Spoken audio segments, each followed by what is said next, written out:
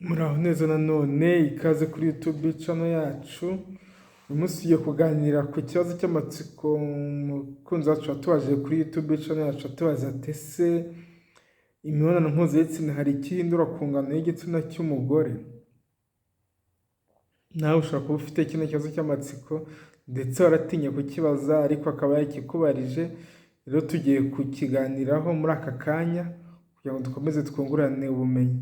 Muri kumwe na Dr Gasango Patrick, nkomeza kubakangurira gukomeza gukora subscription kuri YouTube channel yacu kugira ngo mukomeze kujya mubona video zitandukanye tuzakomeza kujya dushyiraho ku gihe. Abantu benshi rero cyane barimo n'abagore bagira amatsiko menshi ku kumenya niba imibonano mpuzabitsina igira icyo ihindura ku ngano y'igitsina cy'umugore. Hakaba bamwe rero bagira n'ipfunwe ryo kuba babibaza inzobere z'ubuzima ngo zibasobanurire birumvikana. Ibi rero nibyo tugiye kuganiraho muri aka kanya nk'uko umukunzi wacu yabitubajije. Birumvikana twagiye twifashisha inyandiko zitandukanye z'abaganga batandukanye bagiye bikora ubushakashatsi muri kino gisata cy'ubuzima. Abantu rero birumvikana benshi harimo n'abagore bagira amatsiko menshi ukumenya niba imibonano mpuzabitsina igira icyo ihindura ku ngano y'igitsina cy'umugore. Bamwe bagira n'ipfunwe ryo kuba bayibaza inzobere z'ubuzima ngo zibasobanurire. Rero muri aka kanya tugiye kwamara ayo matsiko dukurikije ibyo twagiye dusoma ku bibazo bitandukanye. Igisubizo cyo kuri iki kibazo turakibona mu nyandiko twasanze ku rubuga rw'inzobere yitwa Laura Stretcher, akaba ari dogiteri mu by'ubuvuzi, akaba ndetse n'umwarimu mu bijyanye n'imyororokere muri kaminuza yigisha ibijyanye n'ubuvuzi n'ubunararibonye mu by'inkundo Western University Feinberg School of Medicine and Author of Love, Sex Again.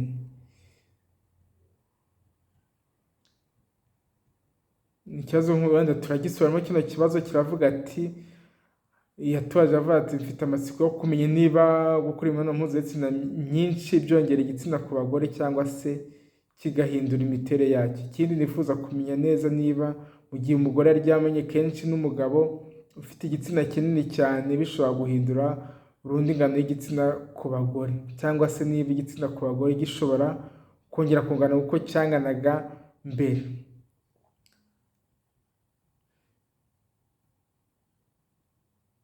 Ivangukiro zino nzobere zivuga muri kino kibazo, mu by'ukuri umubiri w'abagore ukoze ku buryo ushobora kwakira kuba wakwaguka, ukaba wakwakira ikintu cyose kinini kuva ku gitsina kinini cy'umugabo kugeza ku mwana uvuka.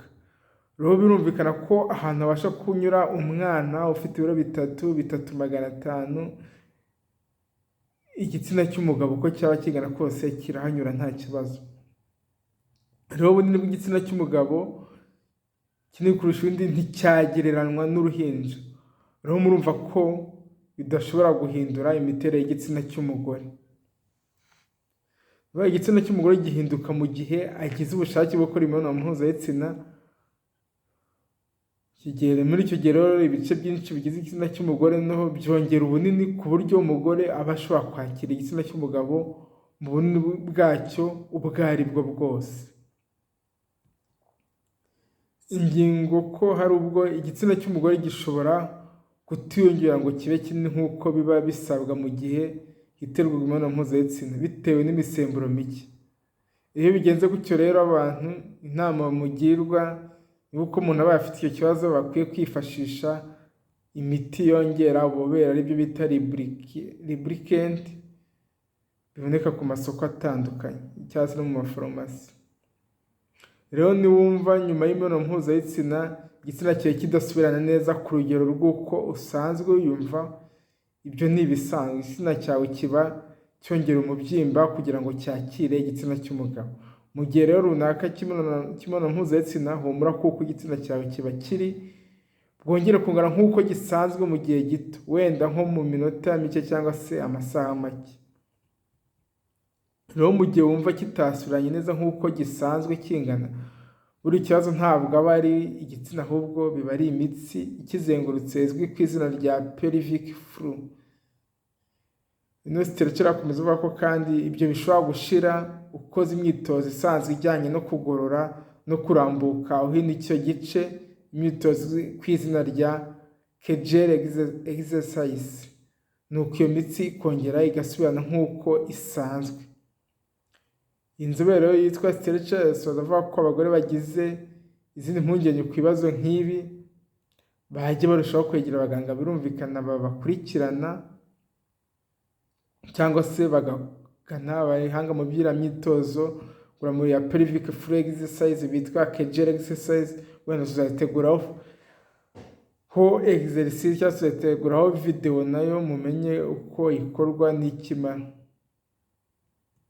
Birumvikana rero ugize ikibazo wakomeza kubaza abaganga bakwegereye, ariko ubushakashatsi bwerekana ko tukumaza amatsiko bwerekana ko gukora imibonano mpuzabitsina kenshi ntabwo bwongera ingano kw'igitsina cy'umugore, kubera ko nk'umugore wabyaye uko byagenda kose ahantu hanyura umwana, igitsina cy'umugabo uko cyaba kingana kose nacyo kibasha kuhanyura kandi nyuma yaho kigasubirana, kuko na nyuma yo kubyara bigaragara ko igitsina cy'umugore gisubirana kandi abanyuzemo umwana ufite ibiro 3,300 nta kibazo biteje. Rero na nyuma yo gukora imibonano mpuzabitsina kuko n'undi igitsina kiraguka mu kwitegura gukora imibonano mpuzabitsina nabwo kirasubirana kigasubirana uko cyahoze kingana. Bibaye bidasubiranye cyangwa wumva ingano yahindutse, umukangurira gukora ziriya Kegel exercise cyangwa pelvic floor exercise nazo zirafasha. Murakoze rero cyane, ndiza ko mwashize amatsiko. Mwari kumwe na Dr. Gasangwa Patrick, mbakangurira gukomeza gukora subscription kuri YouTube channel yacu kugira ngo mukomeze kujya mubona video zitandukanye tuzakomeza kugenda dushyiraho ku gihe. Bye bye, ciao ciao.